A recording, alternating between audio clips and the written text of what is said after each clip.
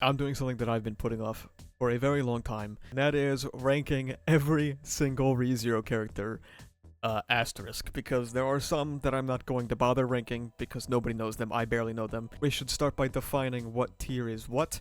Starting from the bottom, my F tier, these are the characters that, like, I think really genuinely, wholeheartedly suck for one reason or another. That shit is a two-pack of ass. I like to give examples when I talk about my criteria for certain tiers. So my example of an F tier character is going to be Veltol Estrella, okay? I just find him extremely obnoxious to read, and that's really the only reason. They have either, like, horrible implications, they have bad ideas, or I find their screen time to be horrible. Makes me want to keep flipping the page to get it over with. D tier characters, now these are characters that I'm not particularly fond of for one reason or another.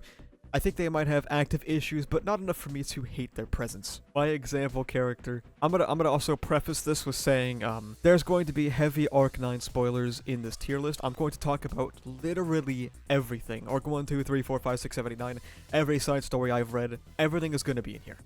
So, now that I've got that out of the way, my example D tier character, if I can find her real quick. My example D tier character is gonna be Spica.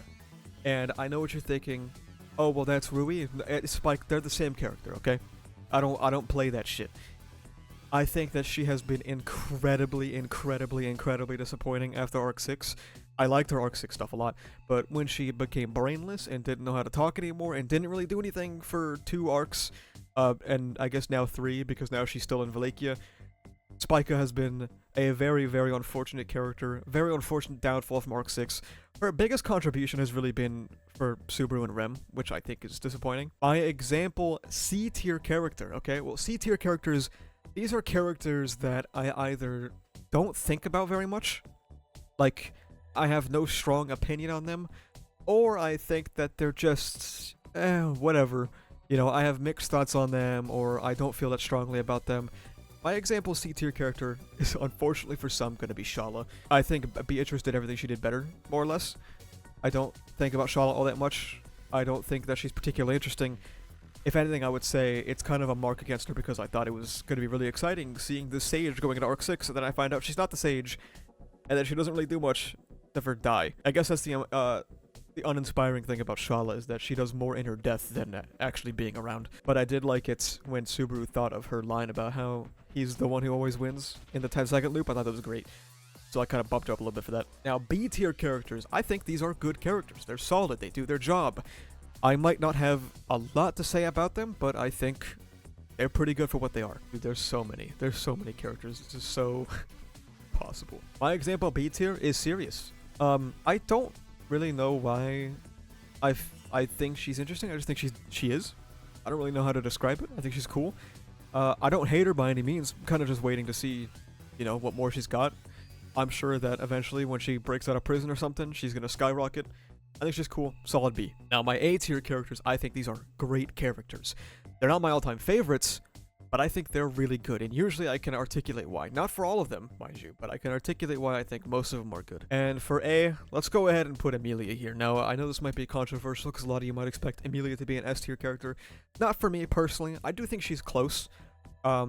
I like a lot of her stuff. Like, I think Arc 4 is really good. I like her Arc 3 content. I think it's really good.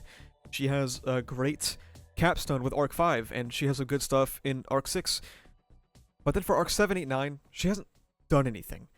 And some of the things that she has done in, like, Valekia, kind of been stinkers. I think she has some good content with Madeline in Valekia, but she doesn't have much. She's generally been pretty underutilized, I would say, since Arc 6. And I'm kind of waiting for, again, just in case this wasn't already clear, this is going to be a spoiler video. It seems that Al and Amelia are getting a rematch, which I think is pretty exciting and hopefully gives her what she needs. Now, my S tier characters. I made a decision a long time ago that I've stuck to. I try to keep S to only 10 characters. S tier characters are the zenith of the medium. The gold standard of storytelling, okay? And I'm just going to get the first one out of the way. He's my top one. Let's just get out of the way. Natsuki Subaru. I think he's the greatest of all time. He's the hallmark of media, the vertex of invention. Every time I encounter someone who's like experiencing ReZero for the first time, I'm continually reminded why he is the greatest character I've experienced. Especially when, you know, people are going through the arc 3 moments, and I'm like, oh my god, it's so good. An incredible mix of a flawed, obnoxious, and hard to watch or read character while still being heroic, inspiring, and kind-hearted. Nobody understands him like I do. He's top 1. So these are my examples for S, A, B, C, D, F. And I guess let's blitz through the A tier real quick. Now, starting out at the bottom of A, I'm going to put Capella. If you ask me what I like about Capella so much, my answer is I don't know. I think she's just really, really interesting. I think she has a lot going for her with some of the stuff she's got going behind the scenes, and I think that her content is just really enjoyable to read. And I am greatly awaiting her return. I guess in like 1 to 10 years. Who knows? A lot of people speculate that she's going to make like an entrance at the end of Arc 9. I hope that's not the case. She can come like Arc 11 or something, alright? That's fine. But I like her a lot. I don't know why. And right above her, we can put her sibling? Question mark? Someone she's related to? Felt. I just think she's neat. She's based, and I enjoy watching her competent rise to power. If the royal selection was held tomorrow, I would be casting my ballot for Felt right now. And you know what? Let's get another sibling in there real quick for A. Foyer Lagunica. Now, a lot of you might not even know who this is, because I don't know how many of you actually read side stories. Foyer was in EX1. He was a close companion of Felix and Krush, and he had a very powerful presence for the time that he had in the story, even though, obviously, we all know what happened to the royal family, we all knew what ending was coming for him, but it was still good stuff. Still very emotionally powerful, and he has a lot of staying power for those characters even after his death. I really enjoyed EX1, I liked reading it. Next up, let's go ahead and put Teresia von Estrella up there. Now, if you're an anime only, you might not get it, because, Jesus. I really liked her story about being forced to become a weapon despite not wanting that life.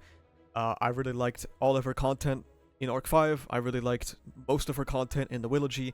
Again, more side story stuff. I don't know if you guys have read it. Hopefully. If you haven't, I did make an entire Wilhelm video. I also made an entire EX1 Kush video if you guys haven't seen that one yet.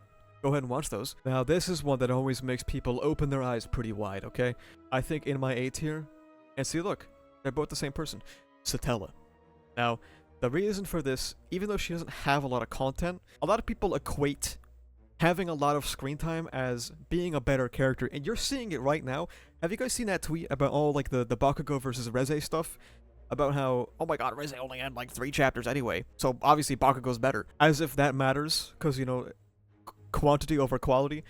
Satella doesn't have a lot of scenes in this series, but everything she does have is, like, really good. Her presence throughout the story is so powerful.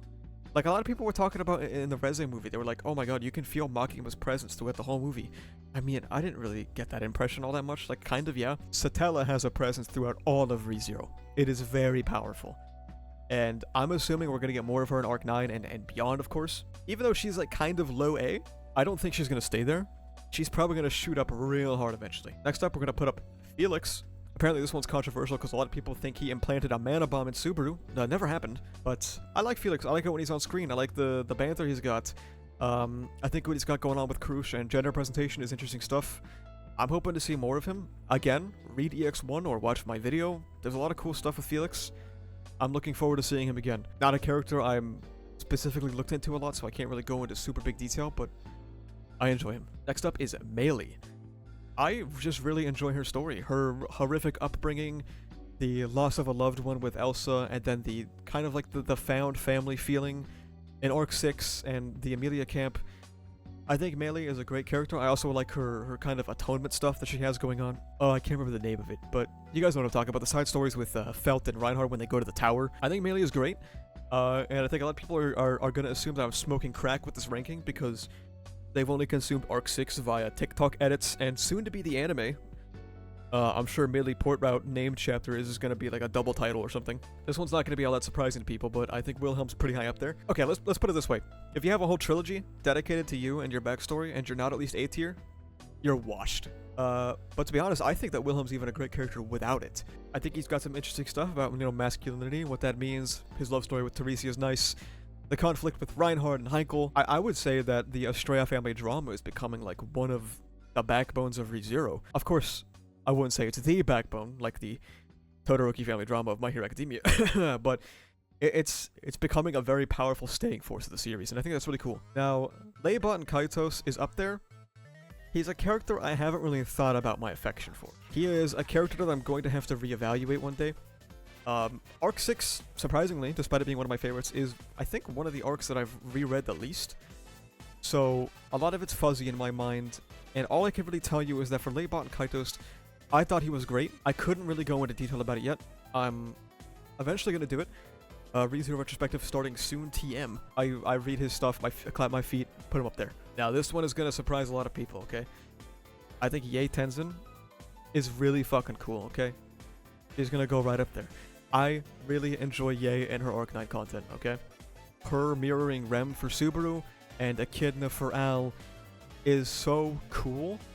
It leads to such a twisted character, and obviously Arc 9 is Al's arc.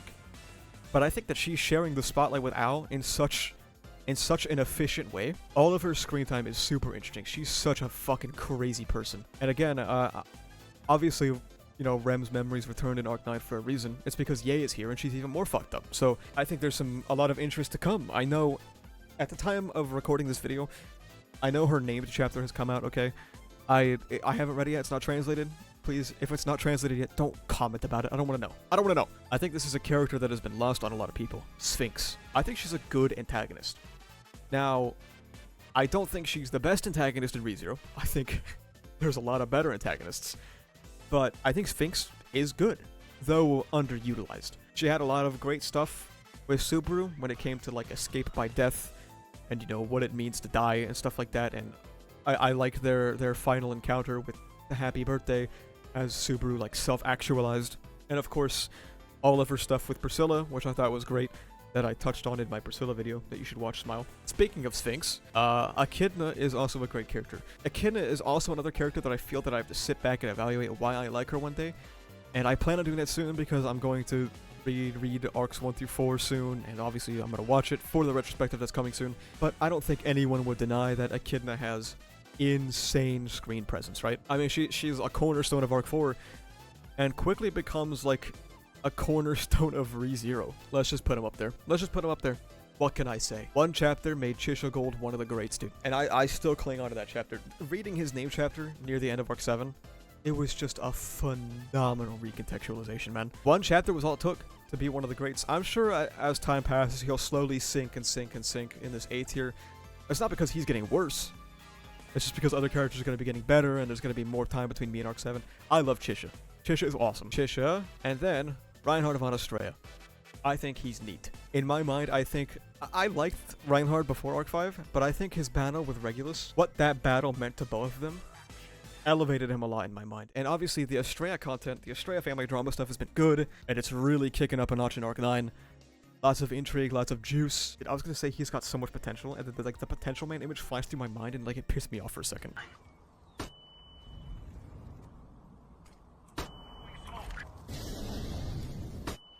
So, the next one is a character that I struggle with internally. Vincent Valekia. I really, really liked Vincent in Arc 7. I loved Vincent Arc 8 Phase 1. He was in my top 10. I find his Arc 8 stuff to be disappointing, because after his spotlight in Phase 1, he didn't really do anything, and then the Yangswar plotline kind of just wrapped up unceremoniously, and I found that to be quite sad. When Vincent Valekia is good, it leads to some of the best stuff of the Valekia saga. So, I don't know. I can't hate him despite thinking he's kind of a flop in his own named arc. I don't know. I'll have to think about him more, but he's cool as hell. You know who else is cool as hell still to this day? Betelgeuse. Put him up there, man. He is one of the greatest antagonists in the series. Another great antagonist for Subaru in many such cases. And he's got another great conclusion. And then Tape, like, had an insane batting average with Betelgeuse's character in Arc 3. And you know what he did? He ran it back for Arc 4. He said, motherfucker, I'm not done. And then he recontextualized his whole character. He ran it back and made it even greater. Betelgeuse is great. And the only reason why he falls isn't because he gets worse. It's kind of like a Chisha situation, right? It's not because Betelgeuse gets worse. It's because other characters just, like, you know, keep getting screen time and keep getting better. In my notes here, I actually have Regulus above Betelgeuse. But, I don't know. Maybe I'm going through the motions, but I feel like I'm going to do this now. Regulus is also a great antagonist for Subaru. He's also a great antagonist for Amelia and Reinhard, with another great conclusion. But I don't know. I still love Regulus. I think Betelgeuse has more staying power. That's going to be a lot. We're gonna hotfix that. Regulus is great, though. Great antagonist. I'm sorry to the people in my Discord, because I know they want him to be in my top 10. we're gonna put Heinkel right here. It's close, okay? It's close. It's close. It's top like 15, okay? I didn't really vibe. Well, I thought Heinkel was fine in Arc 5. Not to say like I disliked him or anything. I didn't see the vision yet.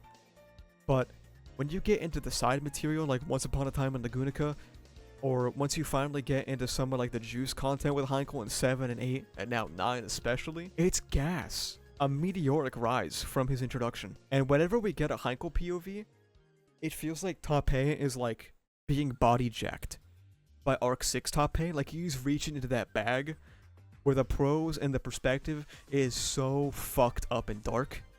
Because Heinkel is such a sad, strange little man. I don't know. I love sad, strange little men. They're some of the best characters. Heinkel got gas potential. God damn it. Sorry, I thought of potential man again. This is where Emilia was placed, which means the only character left in A tier is Julius. Julius is someone that used to be in my top 10, but as time passes, I like other characters more. And I feel like Julius' Arc 6 content was fantastic. There's a lot of great vanity stuff with him. But when you come to Arc 8, unfortunately, he didn't do anything. I don't know why he was there. So, unfortunately, Julius fell out of my top 10. And then you have, I believe there was an author comment. Someone can correct me in the comments if I'm wrong. There's an author comment where Tappei basically said that more or less Julius is done. And that sucks. Still a great character. We'll see what the anime adaptation does to him. I can only imagine. But this is my A tier. And I'm gonna go ahead now. Let's do the B tier, okay? Let's get the B tier out of the way. I'm just gonna fast forward and fill all these characters in, and I can talk about the ones of note. Why are the worst thing about this is, like, I know full well that there's only gonna be more characters in the future. Like this is gonna be the easiest time to do a tier list because it's only gonna get worse. Where is Olbart? That old fuck, man.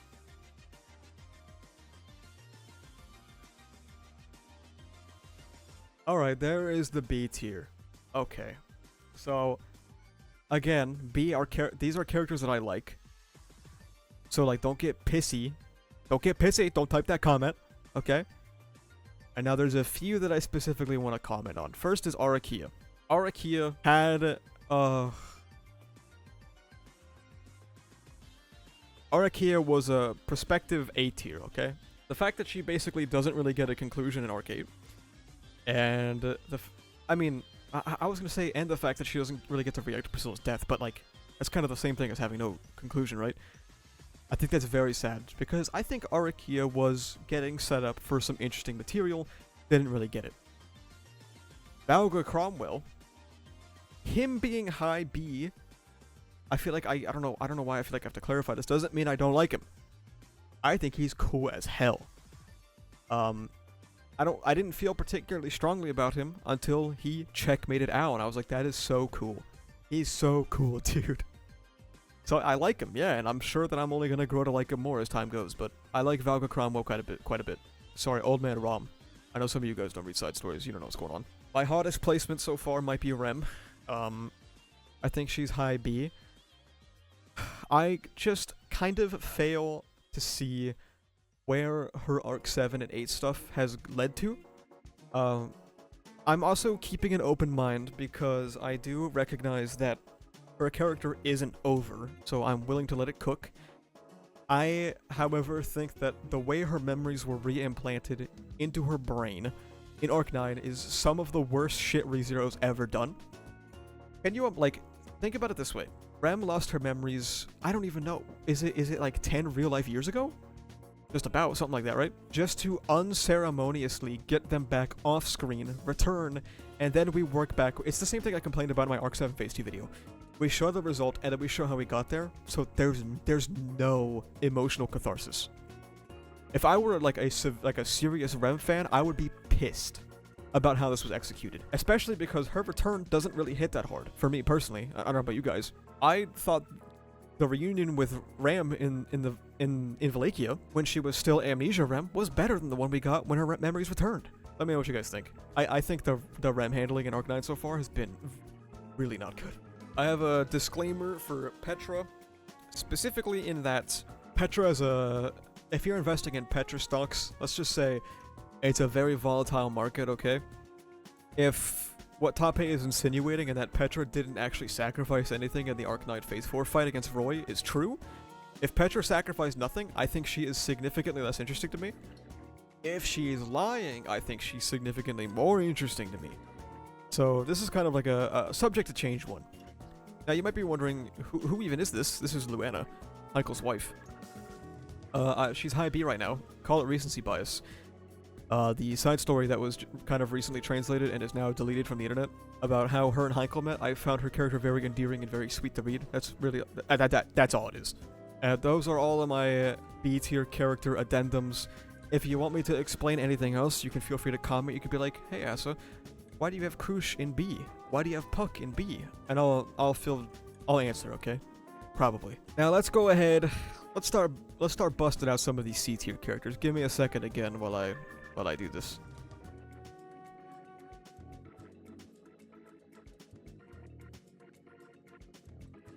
Okay, there are the C tier characters. Now if you need a refresher, because I know the attention span of the youth these days, C is either I don't think about them that much, or I have mixed opinions on them, okay?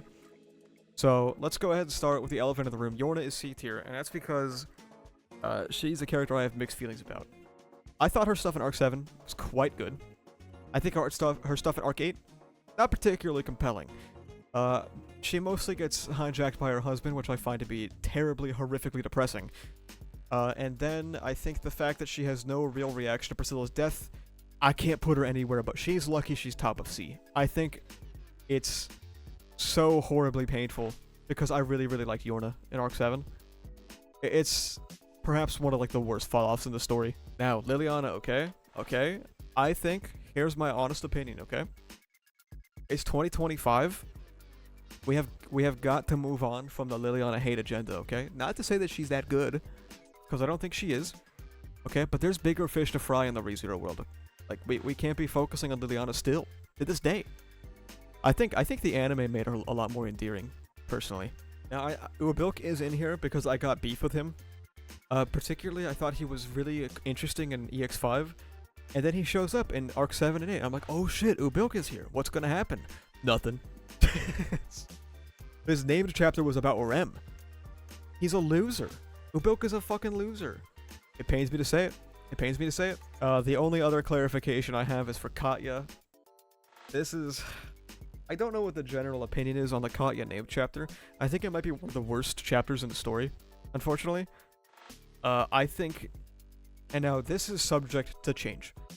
I think Katya's ending being that she is gleefully whisked away by her abuser, because don't get it twisted, Todd and Katya have a terrible relationship.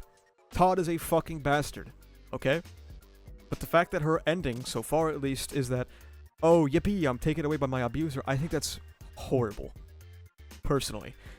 Now, if there's more to it, if we go back to them someday and there's more to it, then that's, I think it can be saved. I think it's fine. For the time being, because I can't see the fucking future, it sucks really bad.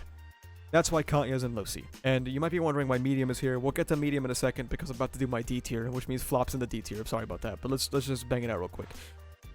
Now, Flop is in the D tier because I find the plot line about Flop selling his sister to Vincent Valencia to be so unbelievably scummy and borderline character assassination, and I don't use that term lightly. Now, I understand. I understand why Flop did it.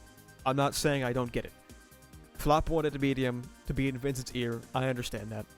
And Flop wanted to guarantee that Medium would be able to see Balroy and stuff like that, whatever. I get that. But Flop doing something so egregious, such as ignoring his sister's autonomy to give her to Vincent, I think it's so out of character. I think it's terrible. And it really gave me a hard time enjoying any Flop content from there on, especially because that's basically what the whole thing became. And some people go, oh, but like Medium ended up falling in love with Vincent anyway. Cool. I don't care. That's because it's a story and Top A clearly wanted that to happen. I don't like it. I don't like it at all. I'm partial to Medium because, I don't know, I guess it's not really her fault that she was put in that situation, and I think she's fun. Flop, it sucks because I really enjoyed Flop too. Not as much anymore. The next D tier character is gonna be Clind. Now, so anyone who watched my really old character tier list live streams will have noticed that Clind is up from F tier. Yes. I now no longer believe that Clind is a one-dimensional pedophile. And if anything, I think it's interesting the way that Tappei has kind of spun his status as a predator to be literal, right? Oh, it's not that he is a child predator, but he is a child predator because his power relies on consuming potential, right? So it's like really dark and fucked up. I think it'll be even more dark and fucked up if Tappei decides to like make him a good guy and not kind of an evil bastard, but I digress. The reason why he's still in D tier is because now that we've got the clan content in the main story, I think it is such a fumble. Have you guys ever seen that meme that's like talking about Yuta Akatsu from JJK? And it's like, hey guys, here's my OC. Oh my god, he's related to Gojo. Oh my god, he has the power to surpass Gojo. That's Clind. Like, literally. It's literally like, hey guys, here's my OC. I'm Tappei Nagatsuki. Here's, he's blue. He's the Dragonkin of Volcanica. He's got these cool unexplained lightning powers. He's got the authority of melancholy. He's got all these ties to people from 400 years ago. Also, he can destroy Al Sharia off screen. I cannot take him seriously because he reads so badly. Like, Tappei wants us to think he's so cool, and I can't handle it. I think he's so lame, but he's better than he used to be, so we'll take it. Character next on the tier list is Zakir. I don't have, like, strongly worded statements about him. I just think he's fucking annoying as shit every time he's on screen. I really don't care about anything he has to say ever. We're gonna put Hannibal up here because I really don't think Hannibal had much of a purpose in Arc 8. I think he was not well utilized at all, and I think he more or less ended up just taking a fighting spot from someone that would have been more interesting. Hannibal didn't do anything besides take a slot that could have been filled by Julius, or somebody like that. Write an ass pool reason, man, I don't care. All you need is the Fiend Sword. Do something. I don't like Hannibal. I didn't like his presence in Arc 8. He didn't really do anything. All Hannibal was introduced to do was to make Ygritte fight someone so he could be racist and be like, never mind, I've changed my mind, you're one of the good ones, or something like that. Like, it was crazy and I didn't like it. Unfortunately, we're gonna slap another— oh my god, I'm now realizing that like all these characters in these tiers are Valakian characters. Urstets. This guy was a fucking loser, man, I don't know. He had probably some of the most like mind-numbingly boring content of Arc 7. Like the T-Chamber chapter that I think of every time. Oh my god, it's so boring. And then he doesn't even die against Lamia, so like, he just kind of like clings around as an old fuck and doesn't do anything for a while. I really don't like reading Burst's content. I think he's so boring. That's the D tier though, which means we don't have much more to go. For the F tier, these are the characters that I think are the worst ReZero has to offer. I think Kiritaka is like literally just a piece of shit character. He's so fucking stupid. Doesn't contribute anything, man. He's just like, haha, look, he's like potential pedophile, man. At least Clint ended up beating the allegations because he's an actual predator, man.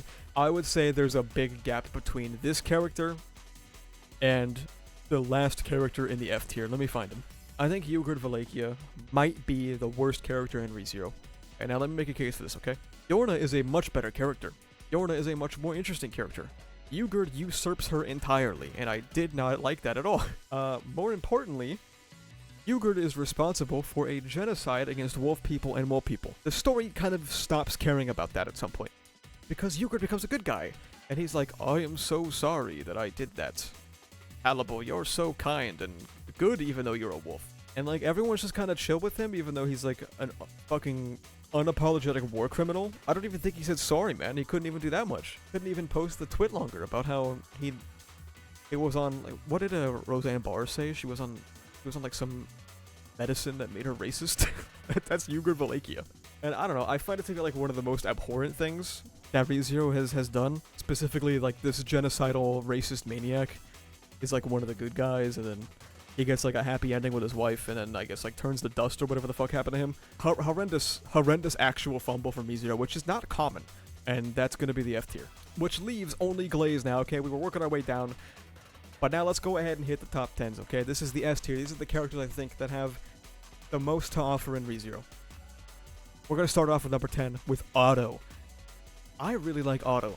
I've always kind of had Otto in my higher ranks, but I don't know, dude. The more I think about him, he's just cool.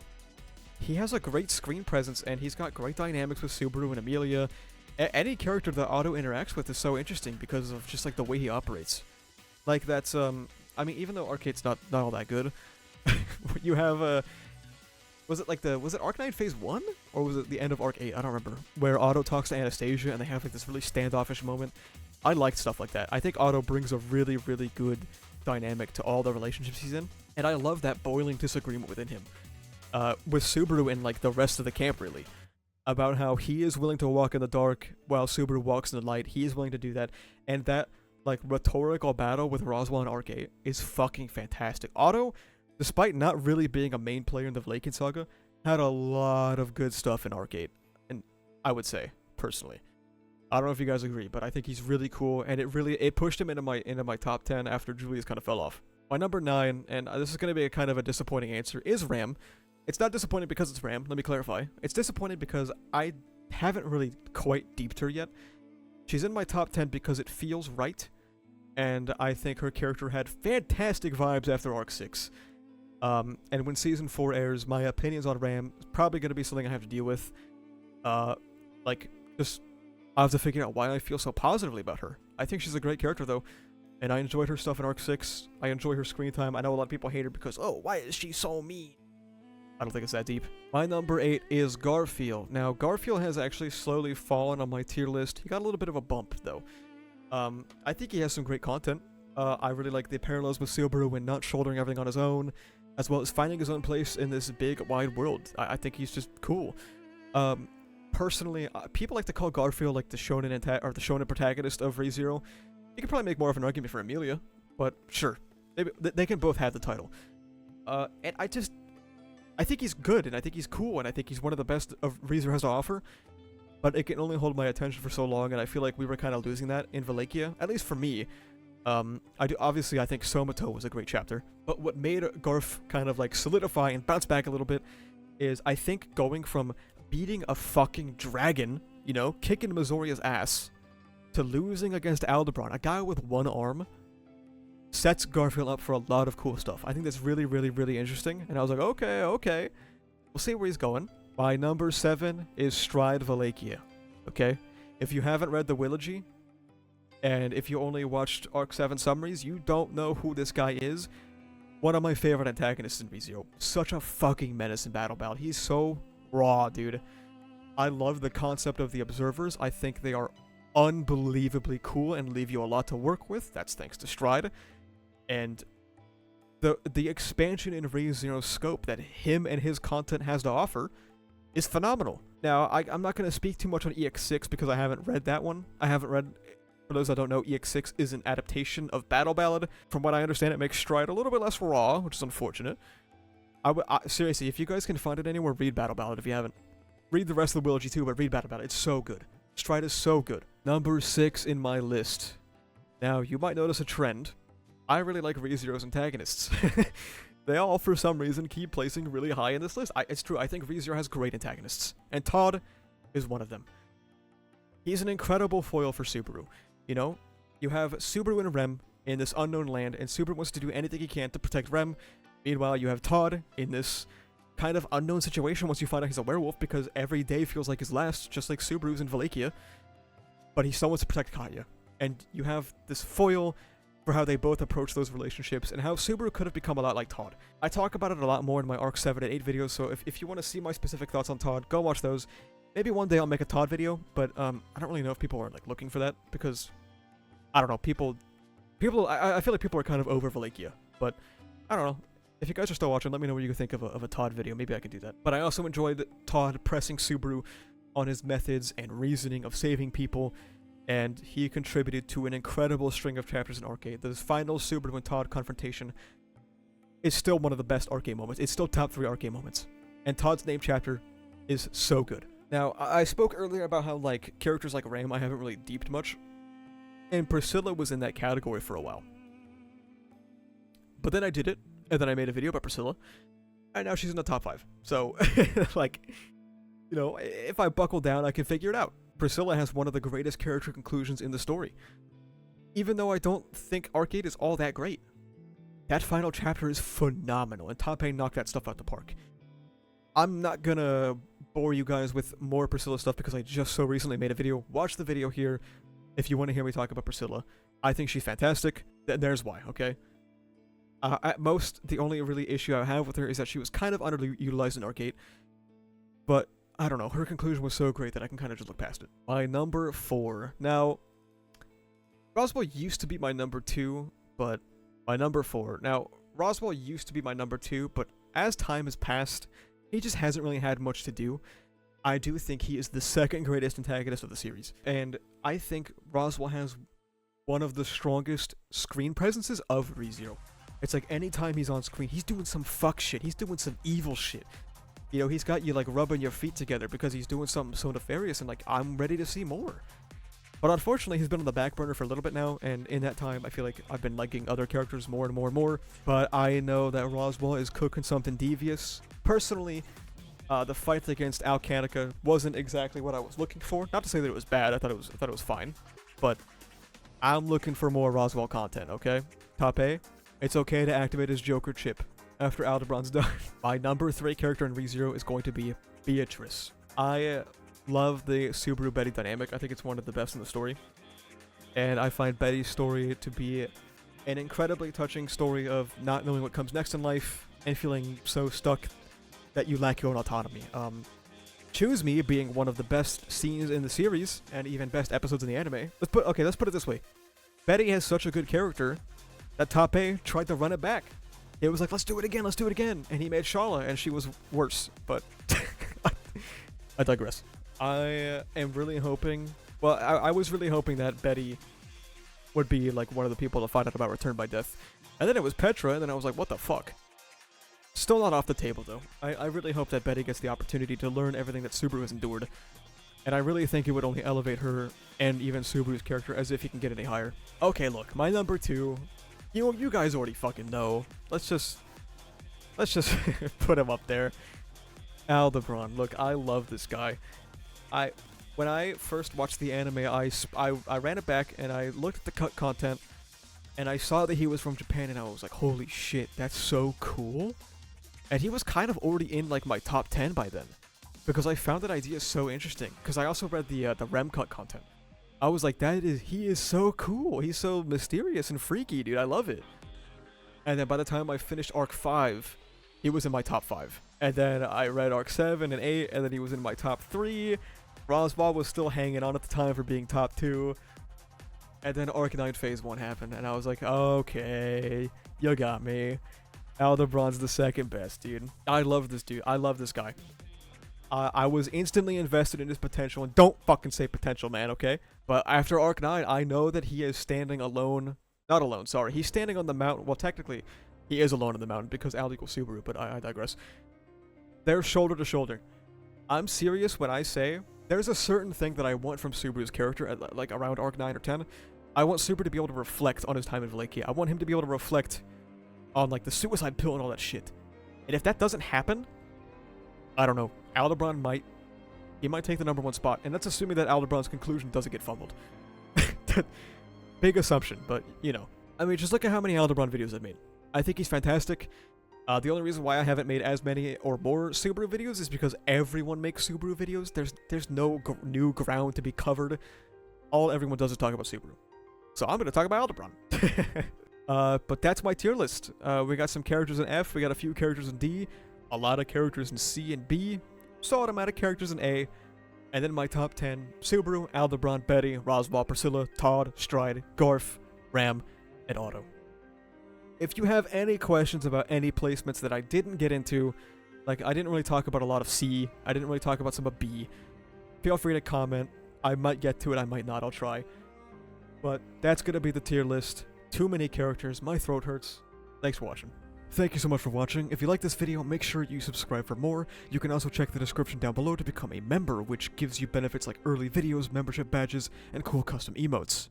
You can join the Discord where we talk about ReZero, Kagurabachi, Jujutsu Kaisen, and all kind of stuff. Additionally, you can go to the channel store and pick up some awesome stickers made by our channel artist, so you can carry the power of Graphia with you on your water bottle. That's about it though. Thank you for watching. See ya.